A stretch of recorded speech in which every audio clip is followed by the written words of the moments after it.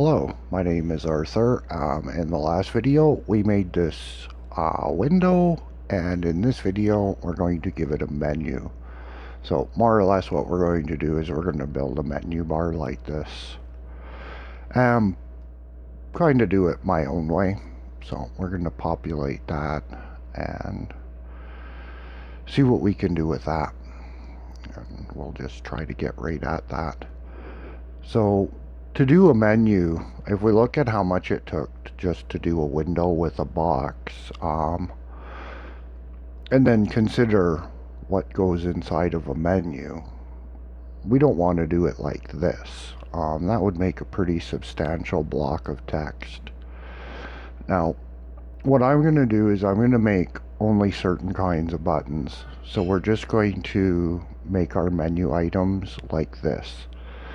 Now, I could think of a way to be able to do these kind of toggle buttons. I think that's what these are, toggle buttons, with the check mark boxes. But we're not going to do that because that would make the video too much and make it too complicated. But that's something that could conceivably be added into what we're doing here with a little bit of ingenuity and a switch statement kind of thing. Now, I don't really know how these things are done with style sheets and stuff. I know that a lot of this stuff is not quite the way that it gets done. Let's see if we can wake my keyboard up. Okay, I know what's going on there. We need to, let's get the status bar up. My tab is at 3 spaces. Every time I restart the software, the tabs go back. So let's get it back to 2 spaces. So here in make window, at the end of make window, before we make the call to show all on the window, we're going to make a function call to make our menu. So let's just call that function make menu. And we're going to pass that function the VBox so that it can put the menu bar into the VBox. So we'll make some space here, just make sure we got lots of room around what we're doing. This will be a void function. It's not going to have any return value. Make menu. It receives a GTK widget, the box.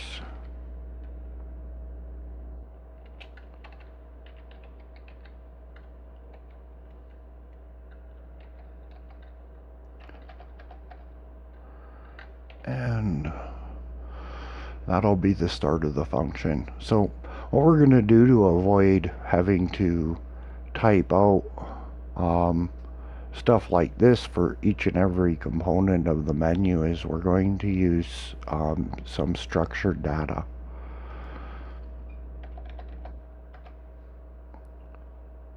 So we'll define a data type.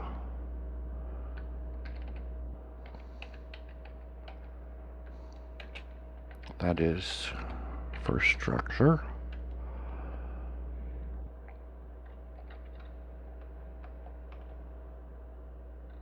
Let's see, we'll have 3 items there. And we'll call it MU button for menu button. So inside of here, we need a char, which will be the label.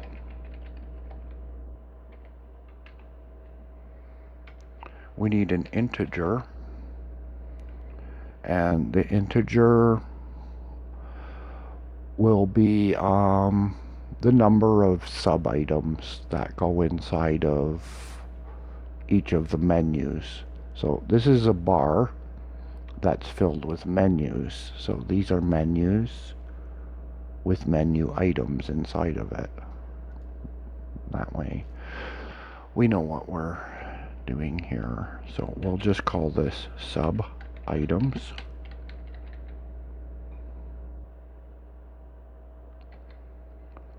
So that'll get filled with a number.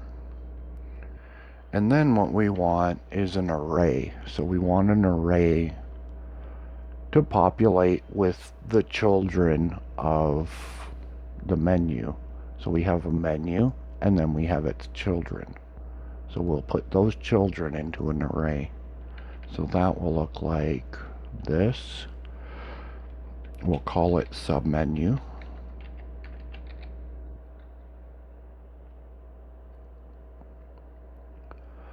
Now this array needs to be clearly defined. So there'll be the number of items that go into the array. The maximum number of items that's going to go into any of my menu bar menus is 6. So that's in file. It has the most children. So that's the maximum number of children that we're going to put into any of our menus here.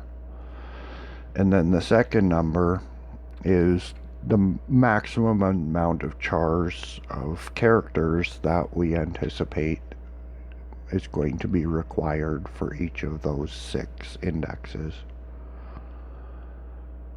So I'll put that at 15. That should be clear of any of the names that will be in the menu items. So we'll use that structure to define our menu list.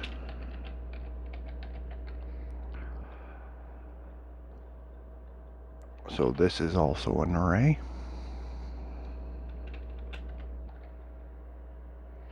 And now for this part, this is basically we're going to define all of our menu. So we're going to define these buttons and all of their children. And that's more typing that we want to do in a video. So what we're going to do is we're going to do file, and then we're going to copy and paste the rest in, because we don't want to spend all that time watching me slowly grind through typing that. So we'll start off with the label.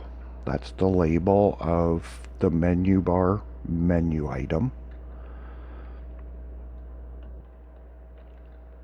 So the first one is file. It will have 6 children. So that's the number of sub-items. And then an array filled with those 6 items. So we have new. We have open.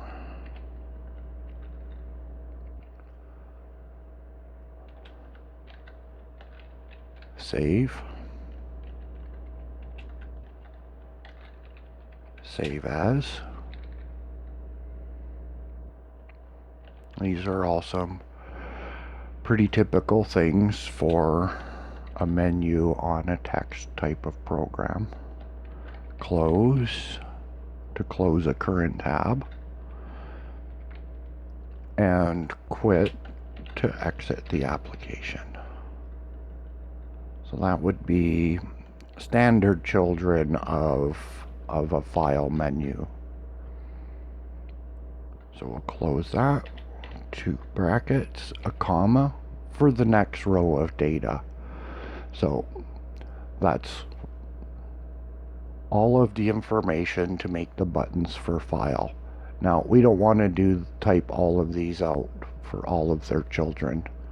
So I have that already typed. Oh, it's down here, where we can just copy and paste it. So we'll just cut this right out of there, and we'll paste it up into here like so, and that would complete our data. So now we have file, edit, view, search, and all of their children, as well as the number of children for each of these menus. Well, yeah, These are just ideas, something like check spelling. Well, in my 1 month into learning C, I probably don't know how to make a spell check yet, but yeah, that's part of the challenge, right? I use challenges like this to as learning tools, because I can go through different tutorials online, but they kind of start losing meaning because a lot of the examples are without meaning or context. So by taking on a challenge project, it gives the things that I'm learning context, and it becomes more meaningful. It's a more meaningful way to learn. So in Make Menu, the first thing we're going to need is a widget called Menu Bar, because that's what we're making, is a menu bar. So that will equal GTK menu bar new. Now, I'm not going to do this same kind of spacing on this function, because hopefully if we don't do that spacing, the whole function will fit. So let's just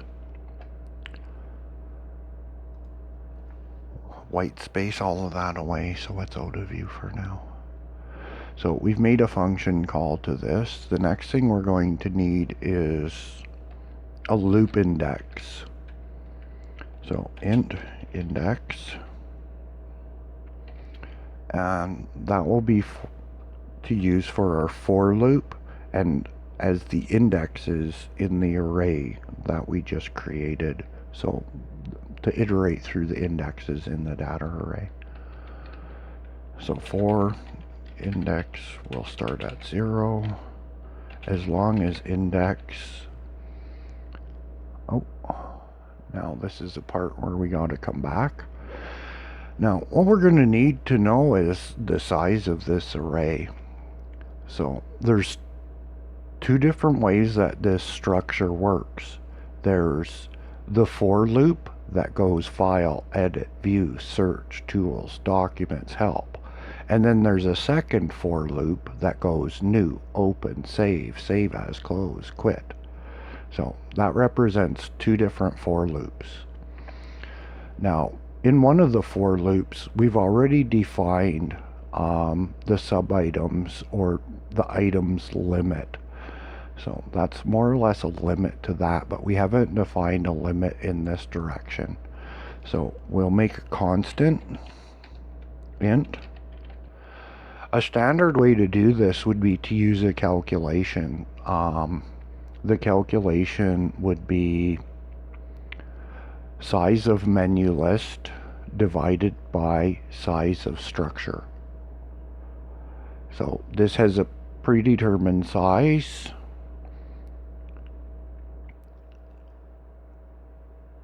This has a size, and when you divide them by the two, the number that you'd get would be 7, because there's 1, 2, 3, 4, 5, 6, 7 instances of this structure.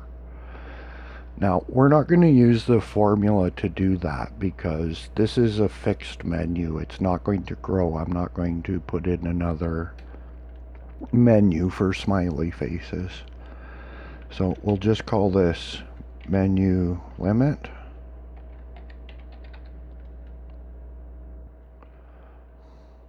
Equals 7.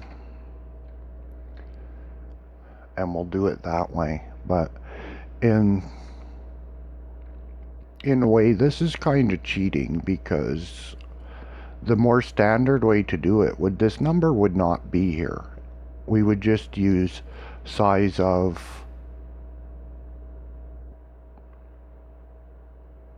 to come up with its size, but I don't see how that's necessary in this, and in a way it kind of comes across as a little bit of idiosyncrasy in programming to do it that way. So even defining the constant here, I could just as easily put the number 7 here, but now that number is getting displaced, and that would become a magic number. And I don't know if these are viewed as magic numbers, but in my view, it's a completely reasonable way to build the constraints for the for loops. So back to the for loop. So index starts at 0 as long as index is less than this number, and limit. It will go through the for loop, and then we'll increment index upwards to make it useful, so the loop doesn't last forever, which would be an empty while, unconditional while. So inside the for loop is where we make the buttons. So this is where we're saving on writing out text to create each button. We're going to create each button inside of our little for loop factory. So we're GTK widget. We're going to call them item. So that would be our menu items here that this represents. Equals GTK menu item new with label. Now we need to define the label. So where label comes from is right here, which is part of the data structure, and it's called label. So this is the data structure. This is the structured data. So we'll copy that out. We'll paste that in here. We want to access it by the number of loops that we've gone around. So that's why we called it index. So hopefully that makes sense. And inside of the struct, we want the value of label.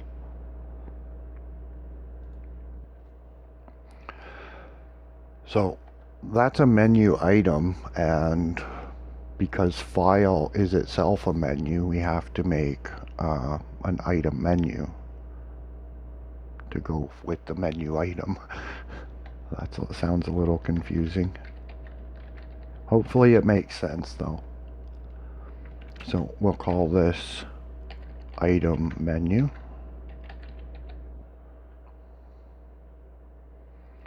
And that will equal GTK menu new.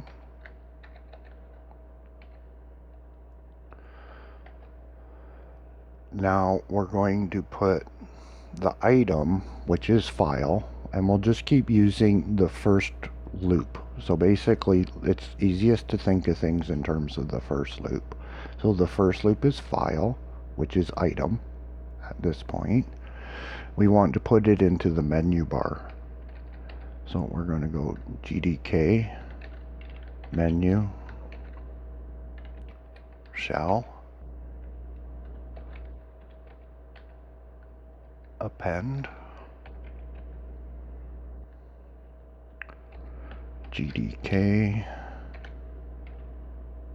menu shall menu bar, and we're adding item to the menu bar. So that looks good.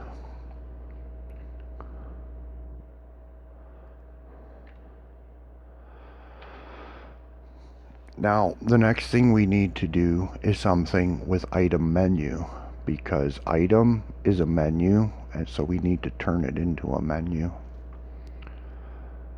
So that would be GTK menu item set submenu.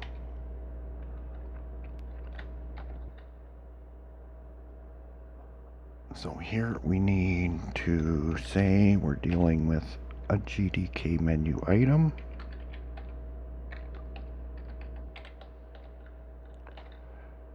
Item is the item that we want to have the item menu.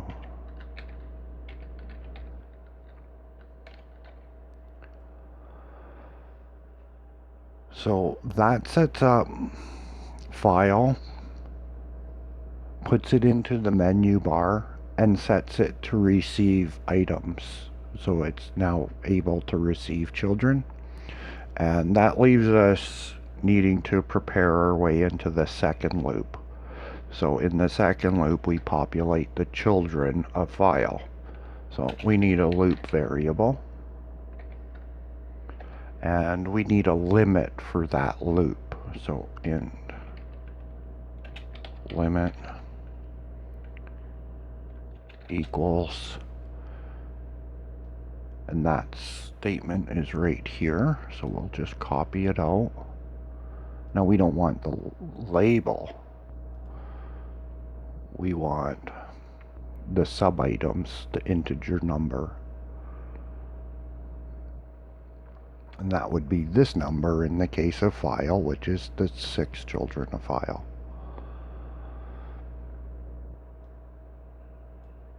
So that was sub items.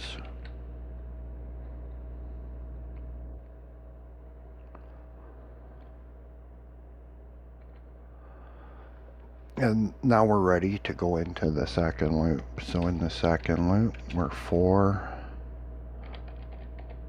loop equals 0. As long as loop is less than limit,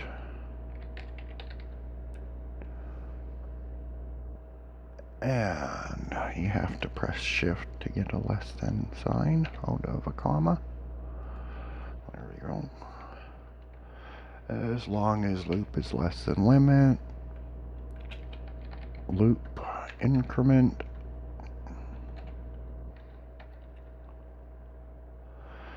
Okay, let's check our brackets here. They're a little out of whack as soon as we put that one in. Let's get a little bit of space around the brackets. It makes it easier to keep them straight. I just use lots of space on my brackets because this part can get confusing when we start nesting loops and whiles together like this. Which maybe sometime my writing style isn't straightforward enough. So inside of this loop, we want to make the sub items, the sub menu items. So that would be a widget. We're going to call it sub item.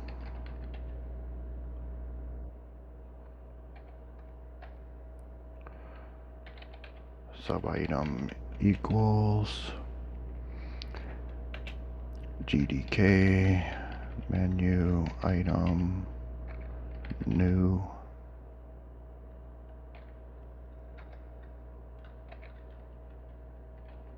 with label.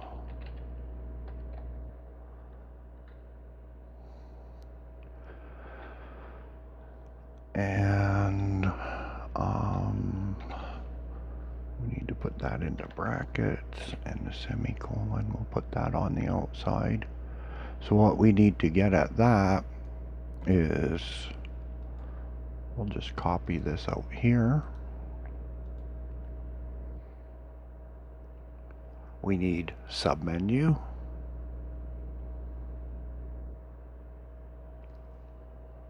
So submenu. And then we access the index of loop. So hopefully what's going on there makes sense. We come in, it gets file. So we're still doing the first loop as how we consider how this works. So it gets file on the first iteration of the second loop, it gets the word new, and this is the 0 that loop represents. Loop 1, 2, 3, 4, 5. Loop is no longer less than limit, so it breaks out of the loop. So that gets us the sub item. Now the next thing we need to do is connect a signal. So we need something to connect a signal to. So we'll make a function called button click. Now the signal is going to send a GTK widget, which is the button, and we have the option of sending G pointer data, which in this case we're going to use because all of the buttons are going to come to this function, because the way we're creating them, that's the only thing that can happen. So the G pointer data, that's the data that we would use. That'll be a string. That's the data that we would use to determine what button was pressed. So what that will look like is G signal connect GTK widget,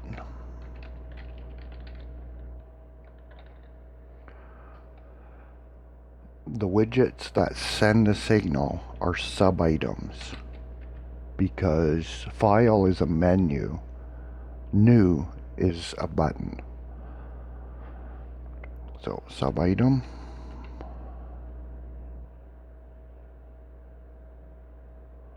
let's make sure I got the right name here. Sub item,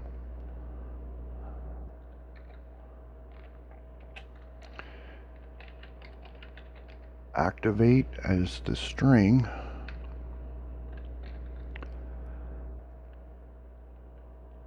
so that's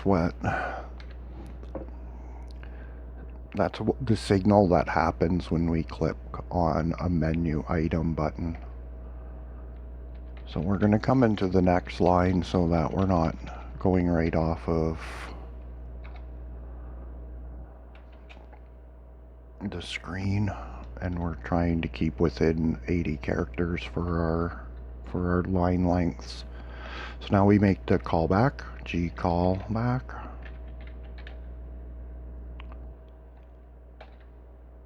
We called the function button click, so that'll tell it what function to make a callback to when a menu button is clicked. And then the last part is the G pointer data. So what we want to send is we want to send menu list dot index. Well, what we want to send is this right here, this entire statement, which is the name of the item. Oops, too many periods in there. So on the first loop, it would be sending new. So when this button is created, it'll be created that when it is activated, it will make a function called the button click and send the name new as in the form of G pointer data.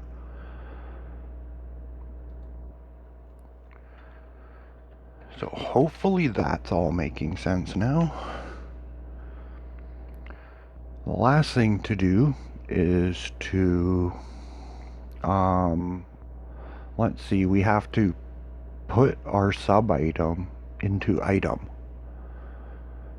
So that's putting new inside a file. Again, on the reference to the first iteration of the loop.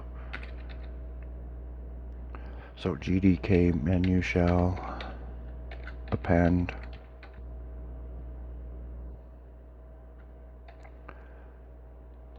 GTK, menu shell.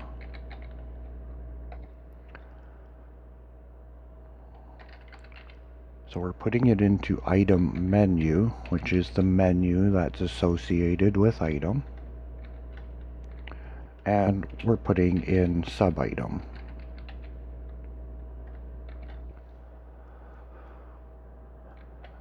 So hopefully those names have acted to sort of make things more clear. Hopefully this is all clear and the names are not confusing and stuff. So the last thing that happens in this function is we fall out of our for loops and we stick the menu bar into the VBox. So the VBox is a container. GTK container. Add.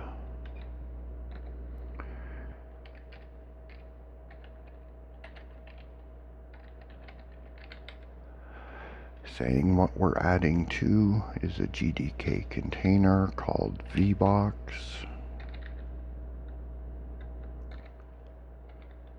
Oops.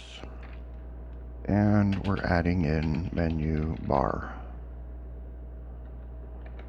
We'll close that off. So VBox came in with the function call, if we remember all the way back to the start of the video. So let's just have a glance over what we have going on here. Okay, on button click, let's make something happen just so that we can confirm that something is happening. So we'll gprint, click, and we'll do it all in caps to make sure we can hear it talking to us. We'll make sure it's yelling. So that would print into our terminal. So let's just glance across things and make sure everything looks right.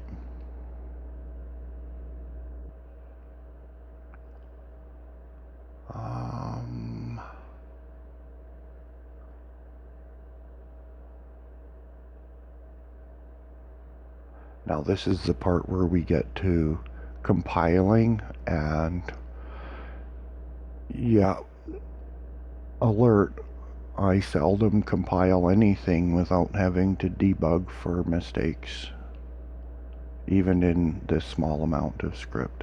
Generally I'm going to tend to have some mistakes in it. Everything looks okay right up until I press enter on the compile statement. So that statement's still sitting there, and I'm just going between the two statements using the arrow key. Wow, I don't believe it. It compiled first time. Oh, I'm so proud. Okay. So let's see if it worked. It compiled first time. You know why? Because I didn't save it. Well, everything's clear now. Oh, that's hilarious. So now we'll get into this big stream of errors. Actually, that's pretty happy. One missing thing, that would be just awesome if that's all that's wrong.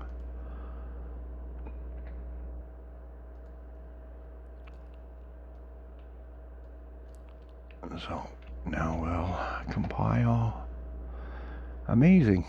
That's one of my easiest going compiles ever. Usually I have this big stream of mistakes that I have to fix. So that's what we come up with for that. That saved us a lot of typing to come up with a routine that can do this.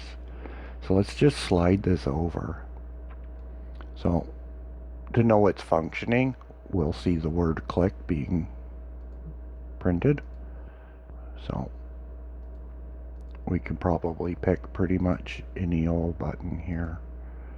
They're all going to do the same thing because that's all that we've told it to do. So that's our menu constructed in a way that minimizes how many times we're repeatedly making the same calls, which, as far as I know, I think this is a pretty reasonable way to go about things. One thing I'm not really clear on, and yeah, it would fall into the I could use some learning in C still, because I'm pretty new at this. One thing I'm not clear on is if I can change the scope of this and actually just have it inside of make menu. So it goes out of scope and is no longer consuming that memory. So I would actually have to look into that. And yeah, I don't see why that wouldn't be possible, why this probably, like, I figure there's a pretty good chance that it makes more sense to actually have that data structure only existing inside of the make menu function, because that's the only function that ever uses it. So I'll have to look into that. Yeah, some people would probably, oh, well, that was obvious all along, or no, you can't do that. But I don't honestly know, because, yeah, back to the disclaimer, 1 month into C and into GTK at the same time, so I'm learning both at the same time, so I'm not really sure on whether that's something that's possible or not. So in the next video, we're going to come back and we'll do the toolbar. It's highly similar, and I think the only thing that will make it much different is where I'm going to look at how to interrupt the for loop from just making buttons to also be able to introduce separators. So let's see, what do I have for my icons? I have these three. I do not have undo and redo. I have cut, copy, and paste. And I have the two search, so search and replace. So I would be looking at putting in two separators at least into the data structure. So I'll see if I can figure out an easy way to make it see that it's supposed to do a separator after certain ones, and see if I can make that part of the data structure as well. So where I learned this from an example that was written in C for a calculator. I believe it was, and the data structure was used with a GTK table to both make and place the buttons on a calculator in the right places. So that's where I got this from, and I just adapted it a little bit. Like, I took the idea and adapted it to make this type of a menu. So hopefully that was worthwhile, and until the next video, take care.